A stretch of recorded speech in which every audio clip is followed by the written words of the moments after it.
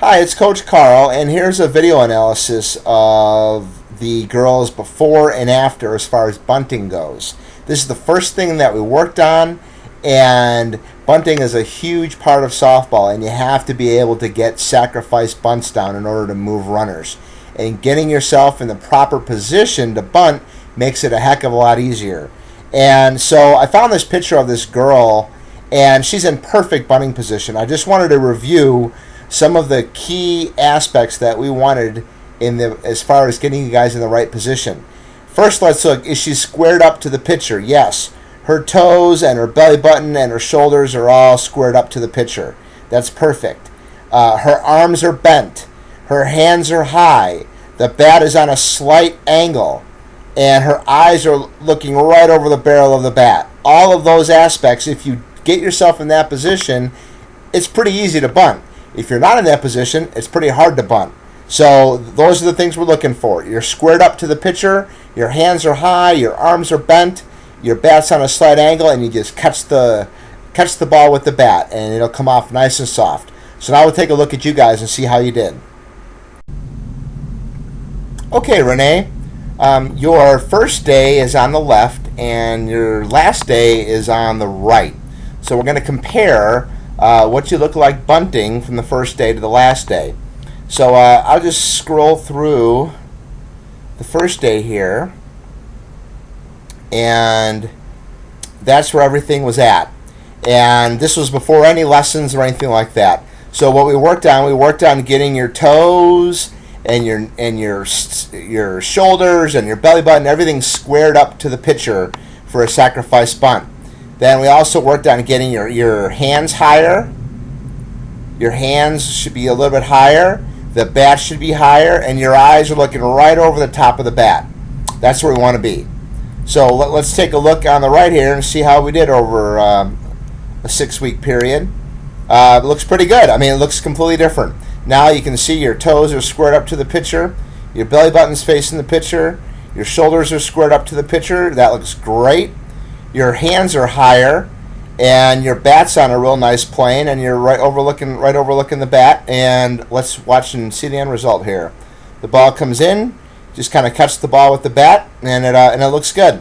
Just remember, on a low pitch, you want to bend with your knees and keep your upper body about the same as it is right now. So really good work, really good improvement, and here we'll just look at the difference between the two. Night and day. So good work during the clinic on your bunting. All right, Grace, we're going to take a look at your bunting. On the left is week 1, and then on the right is after the 6th week and the last day of the clinic. So on the left here, we'll look at this one first. This is before we had any instruction or any teacher or anything like that. We just wanted to see where you were at. And you can see you're not squaring up to the ball, or not squaring up to the pitcher as far as your toes and your belly button and your shoulders go. And you're not bending your knees, and your hands are low, and all the things that we worked on, okay? So that's what you look like the first week. Now let's look at what you look like after the last week. Much better. That looks perfect. Now your feet are squared up to the pitcher, your belly button's facing the pitcher, your shoulders are squared up to the pitcher, your bat's on a slight angle up like that. That looks perfect. Your arms are bent, your hands are out in front of you, and your eyes are looking right over the bat. That looks really good. Good work. Bunting's a real important thing to do in softball, and if you do it like the way you learned it, you'll have much more success. So really good job. Okay, Elena, we're going to take a look at your bunting now, and on the left we have the first day, on the right we have the last day. So here's before we learned anything, here's what your bunting looked like. Looked like that, okay? So what we worked on with you guys was making sure that your toes point towards the pitcher, your belly button points towards the pitcher, you get your shoulders squared up to the pitcher, and then as far as your hands are now out in front of you, and your bat's on a slight angle like that, and your eyes should be looking right over the top of the bat. So those are the things that we worked on in getting you in a good bunting position. So now let's look on the right-hand side and see how we did over over the clinic. It looks night and day. It looks really good. Your toes are in the right spot now, facing the pitcher. Your belly button and your shoulders are squared up to the pitcher. That looks great. Your hands are out in front of you. Your bat's on a nice angle like that. That looks great. And your eyes are looking right over the top of the bat, right here. Looks really good. We may want to work on having the bat just a little bit higher and not dropping your hands at all. And remember, on a low pitch like this, we want to make sure we bend our knees to go down and get the low pitch and not drop our hands. But we'll just get it to the same spot there. That looks really good. Good work. You're squared up to the pitcher, and your position looks great. So keep bunting like the pitcher on the right, and you'll have more success. Good job. All right, Adriana, I didn't have a video of you from the first day. I can't remember if you were there, or maybe it came late that first day, or maybe it came the second day or something. I don't remember. But so we're just going to look at your last one and see how you're doing as far as your bunting goes. And it looks pretty good. I mean, you're squared. Let's go through the checkpoints. Your feet are squared up, your belly button's squared up, and your shoulders are all squared up to the pitcher. That looks great. Your arms are bent, your hands are high, and your bat's on a slight angle, okay? So that's a real good setup position. Now, if we just want to catch the ball with the bat, and you do a good job of that, that looks fine. Let's make sure we keep the bat nice and high and keep our hands out in front of us and we don't reach for the ball too much. But I would say overall, that's a really good bunting position. Now you just need to keep working on it. Make sure you're always in that position when you go to bunt, and it'll be easier, and then just work on seeing the ball hit the bat and get it down every time. But overall, really good job on your bunting. All right, Juliana, let's take a look at your bunting. Here is your first day on the left here, and then we have your last day on the right. And it's just muscle memory and good repetitions is what we need to do. So your feet, day one, are in a pretty good position. You could be squared up a little bit more with your hips and have your belly button facing the pitcher a little bit more. But again, this is the first day. But the one thing that you seem to be doing is just reaching for the ball. Your hands should be more in front of you like this, as opposed to having them over the plate. And if you look here, look at where the end of your bat is in relation to home plate. I mean, you have plenty of space for it. And actually, here's the meat of your bat. You need to move everything this way, and then you're going to have the meat of the bat over the plate, and your hands will be in the right spot, and everything will fall into place. So we'll see how we did after a few weeks of doing it.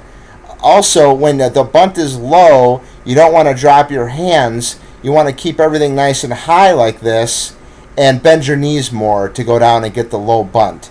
So there's a couple things analysis-wise from the first day, but definitely have your hands higher, and let's get them more in front of your body, and you have plenty of room as far as plate coverage goes with the meat of your bat.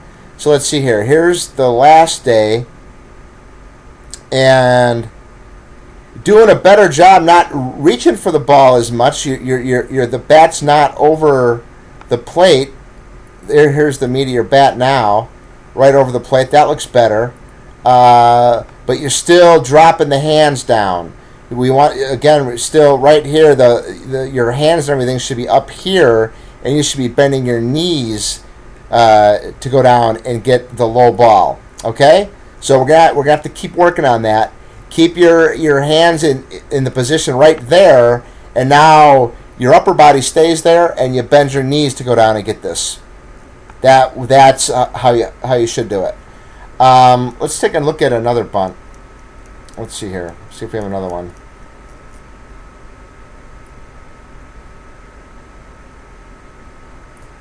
Okay, looks like this one's...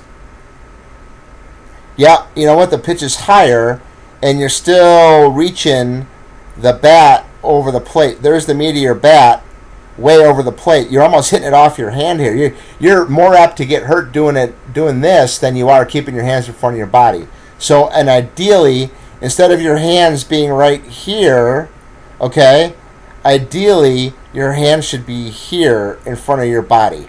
So it's something we're going to have to keep working on. But overall, good job.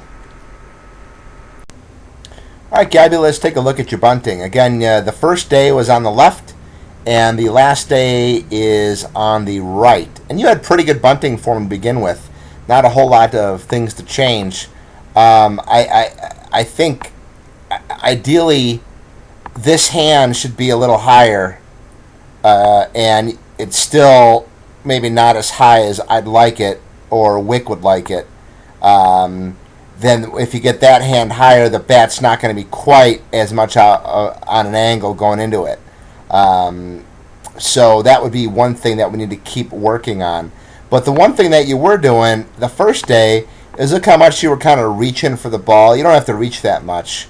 And just through a lot of reps and a lot of practice, this ball's in the exact same spot, and you're not reaching as much. You're keeping your hands out in front, looking right over the top of the bat. It looks pretty good. So I'd say your bunting form looks fine. Nothing wrong with it. Let's just maybe get this hand a little bit higher to start with, and then that's going to even out your bat a little bit more. You still want it on a slight angle, but not quite that much. So overall, looks pretty good. All right, Brooke, let's take a look at your bunting. Overall, you have really good bunting technique. There's not a lot to fix there.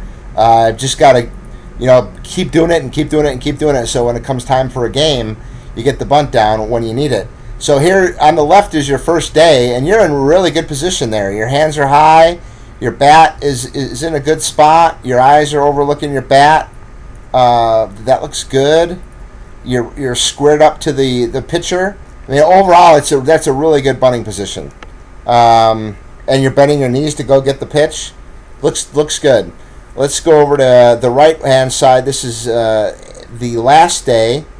And same way, it looks like your hands are a little bit higher, which is good. And again, eyes are looking over the bat. That looks fine. Square again. There wasn't much to fix as far as mechanics go. Now you just need to try to get the bunt down every single time. But overall, your bunting looks really good.